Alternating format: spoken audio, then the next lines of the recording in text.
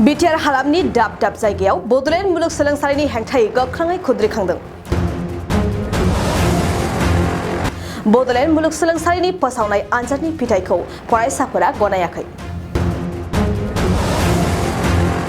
गुबुन फरायसालिमाफोराव खुद्रिनाय बायदिनो अदालगुरि जिल्लानि सिङाव थानाय खैराबारि जौमा फरायसालियावबो फरायसाफोरा खुद्रिखांदों। बड'लेण्ड मुलुगसोलोंसालिनि सिङाव खुंफुंजानाय TDC थार्ड सेमिस्टारनि आनजादनि फिथायखौ लानानै फरायसाफोरा गोजोननाय मोनाखै। मानोना नांगौ बायदि फिथाय मोननो हायाखै। खैराबारि जौमा फरायसालिमानिफ्राय गासै 300निबो बारा फरायसाफोरा आनजाद लिरदोंमोन। नाथाय बेनि गेजेराव 92 सा फरायसाफोराल' उथ्रिनो हादों। आरोबाव 200नि बारा फरायसाफोरनि नम्बरा लाथिख'बो फैदों। बेखौ लानानै गोबां फरायसाफोरा दुखु मोनदों आरो फिथायखौ फिन गोदानै फोसावफिननांगौनि थाखाय दाबि खालामदों। जोङो खैराबारि फरायसालिमा हिसाबै बड'लेण्ड इउनिभार्सिटिनि जि रिजाल्ट दा बेखौ जोङो लानानै दाखालिबाव फोसावनाय बे रिजाल्टखौ लानानै जों खोब दुखु मोननाय फोरमायदों। मानो होननानै बुङोब्ला एसेबां जुदि स्टुडेन्टआ जुदि बेबायदि खालामबाय थायोब्ला बड'लेण्ड इउनिभार्सिटिया खनसे नङा खननै नङा बेबायदिनो माने रिजाल्टखौ होबाय थायो। दा बेखौ लानानै जोङो दिनै दाखालिबाव होनाय रिजाल्टखौबो लानानै जों खोब दुखु मोनदों आरो बे रिजाल्टखौ जोङो माब्लाबाबो जों गनायना लानो हाया। मानो होननानै बुङोब्ला इमान जोंनि कलेजावनो 300 सामथिं माने स्टुडेन्टआ एग्जाम होदों आरो बेयाव जोंनो 92ल' जोंनो पास खालामनानै 222 जोंखौ बिथांमोना मा खालामदों फेल खालामना होदों। दा बेखौ लानानै जों खोब गोजोननाय मोनाखै। मानो होननानै बुङोब्ला सासे फरायसाया एग्जामाव जनाय लोगो लोगो बियो से नाम्बारल' मोनगोन। नाथाय बे बड'लेण्ड इउनिभार्सिटिनि जि एग्जाम कन्ट्रलार बिथांमोना मा खालामदों जोंनि जि रिजाल्ट दा बे रिजाल्टखौ बिथांमोना माने 0-0 खालामनानै हरदों। दा बेखौ जों लानानै जों गोजोननाय गैया आरो आं खावलायनो नागिरगोन जे बे इउनिभार्सिटि माने जों सिगाङाव बेबायदि रिजाल्ट जाबावनायाव जों थांदों नाथाय बिथांमोना जोंखौ जेबो रेसपन्ड होआखै। दा बेखायनो आं बुंनो नागिरगोन जे इउनिभार्सिटियाव जाहाथे आसामनि chief minister doctor Himanta Biswa Sarma sir बिथाङा जाहाथे बिथाङा हस्तक्षेप खालामो आरो जोंनि बिटिआरनि चिफ सार प्रमद बर' बिथाङा जाहाथे इउनिभार्सिटिखौ लानानै एसे सानहो जे इउनिभार्सिटिखौ हस्तक्षेप खालामो। दा बेखौनो जोङो खैराबारि फरायसालिमानिफ्राय जानानै जोङो सारमोनखौ आपिल खालामदों।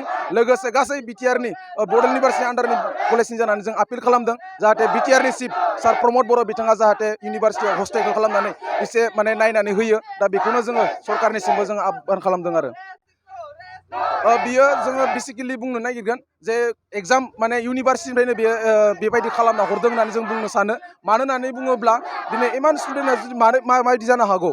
दा बेखौ जाहाथे इउनिभार्सिटिया आरो खनसे फिन जाहाथे जोंनो बे मोजां रिजाल्टखौ जोंनो होफिनो जों बेखौ आसा खालामदों। आरो जुदि जोंनो आरो बेनि न्याय होआबा जों आरो बेनिख्रुइ बांसिन जोङो गोरायै जों आन्दलन खालामनो थाखाय जों बायध' जागोन आरो इउनिभार्सिटिखौ जों बुंनो नांगोन जे इउनिभार्सिटिया खनसे नङा खनले बेबायदिनो जोंजों गेलेबाय थादों। जों जेरै दुखिया गोरिब न'खरनिफ्राय जों फैनाय गथा आरो जोङो फरायसा गोबां जोंनि फरायसाफोरा गोरिब न'खरनि आरो बेबायदि रिजाल्टखौ जुदि हालामा खालामबाय थायोबा खनले फर्म फिलआप खालामबाय थायोब्ला फर्म फिलआप खालामनांगौ जायोब्ला जोंनि जि रांखावरिनि बिथिङा जोंहा बोरै जानांगौ जाखो आरो जोंनि जि एसेबां टेलेन्ट स्टुडेन्टआबो जि रिजाल्टआ ओरैबायदि हामा फैदों। दा बेखौ जों माब्लाबा गनायना लानो हायाखै। जोंनि गासैबो फरायसा बिथांमोना बुंदों जे आं ओरैबायदि मोजां लिरदोंमोन नाथाय बिथांमोना माने मोजां फिथाइखौ मोननो हायाखै। दा बेखौ लानानै गासिबो दुखु फोरमायनायखाय जों बयबो आन्दलन खालामगोन आरो बिनिफ्राय आरो बांसिन आन्दलन खालामनो थाखाय जों बायध' जागोन।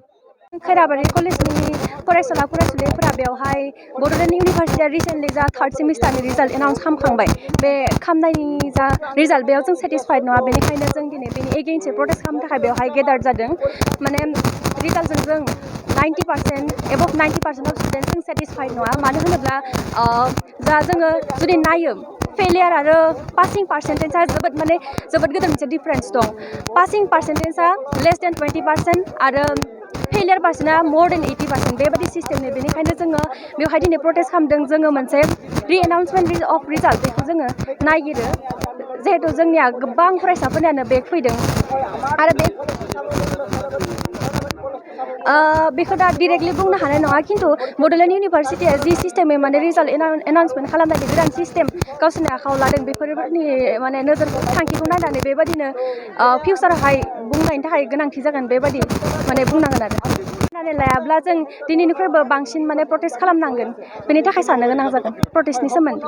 फै बयबो फै जमदुवार दख'रानि थाखाय मोनसे फोसावथाय।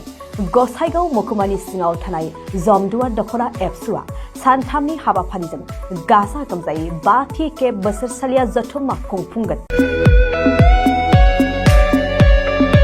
फैगौ नभेम्बर दाननि 6, 7 आरो 8 खालारखालि सानथामनि मेहेरगोनां हाबाफारिजों गाजा गोमजायै खुंफुंगोन।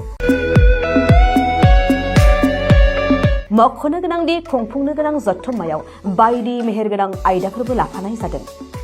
बेबायदिनो भलिबल, काबादि, खन्थाइ आवरायनाय, लिरनाय बायदि बायदि दिन्थिफुंनाय आयदाफोर लोगोआव जांख्रिथायारि देंखोगिरि दैख्लं खुंगुर बसुमतारी देंखोमु 1, 2, 3 मेथाइ खननाय बादायलायनायबो लानाय जागोन। फारि बायदियै देंखोमु 1, 2, 3 मेथाइ रोजाबनायाव दखरानि बेन्दोंआव थानाय गामिफोरनिफ्राय 14 बोसोरनिफ्राय 30 बोसोरसिमनि गेजेराव थानाय बिजाथिफोरा मेथाइ रोजाबगिरिफोरा बादायलायनायाव बाहागो लानो हागोन। मोनाबिलिनि हारिमु बादायलायनायाव गाव गावनि रोंगौथिजों बिजाथिफोरा बाहागो लानो हागोन। एक्जिबिशन दिन्थिफुंनायखौ 6 नभेम्बरनिफ्राय जोबजासे नुनो मोनगोन।